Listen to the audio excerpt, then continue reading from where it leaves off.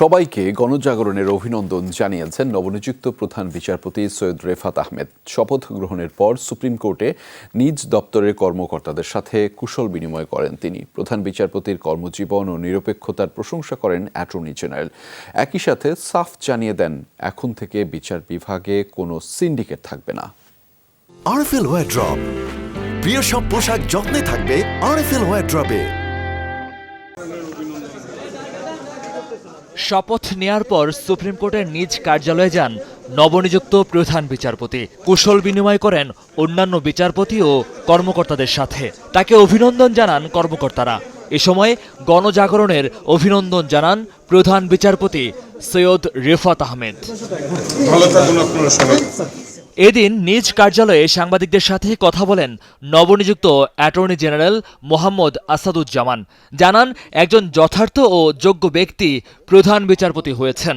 নতুন সরকারের পদক্ষেপের ফলে আদালতের কার্যক্রম দ্রুতই শুরু হবে। ইতিমধ্যেই কিছুটা সংকট কেটেছে মনে হয়, এবং সরকার দ্রুত পদক্ষেপ নিয়েছেন। প্রধান বিচারপতি সম্পর্কে আমার মূল্যায়ন হলো, উনি অক্সফোর্ড গ্রাজুয়েট। উনি ঢাকা বিশ্ববিদ্যালয়ের আইন বিভাগ থেকে ওনার ব্যাচের ফার্স্ট ক্লাস ফার্স্ট ছিলেন। ওনার লেখা পড়া, শিক্ষা দীক্ষা, ওনার চালনে বলনে আপনি কখনোই, দীর্ঘদিন ছিলেন এখানে, কোনো কমেন্ট আপনারা কোট করতে সুযোগ পাননি।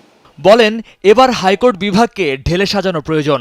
যারা সাংবিধানিক দায়িত্ব যথাযথভাবে পালন করতে পারবেন তাদের দিয়েই বিচার বিভাগ সংস্কার করা হবে। সংস্কার হতে হবে সে সমস্ত মানুষকে দিয়ে যারা তার চেয়ারের মর্যাদা রাখবেন, সাংবিধানিক দায়িত্বের মর্যাদা রাখবেন। সরকার অখুশি হবে এখন এমন কোনো পরিস্থিতি নেই। একই সাথে আইন আদালত অঙ্গনে সাংবাদিকতায়ও কোনো বাধা নেই বলে জানান অ্যাটর্নি। যদি কেউ সিন্ডিকেট করে থাকে আপনারা জানলে আমাদেরকে জানিয়েন, আমি ওনার নোটিশে আনবো যে আপনার নামে এই সিন্ডিকেট তৈরি হয়েছে। আসিফ নজরুল সাহেব কোনো সিন্ডিকেটের দ্বারা পরিচালিত হবেন, এটা ওনার সবচেয়ে বড় শত্রু যদি কেউ থাকে উনিও বলবেন না। মোহাম্মদ আসাদুজ্জামান বলেন, সুপ্রিম কোর্টের কর্মকর্তাদের অতীতের রাজনৈতিক পরিচয় ভুলে যেতে হবে, তাহলেই সাধারণ মানুষের আস্থা ফিরবে। যে দেশের মানুষের আস্থা ফিরে আসুক। মহিউদ্দিন মধু, যমুনা নিউজ, ঢাকা।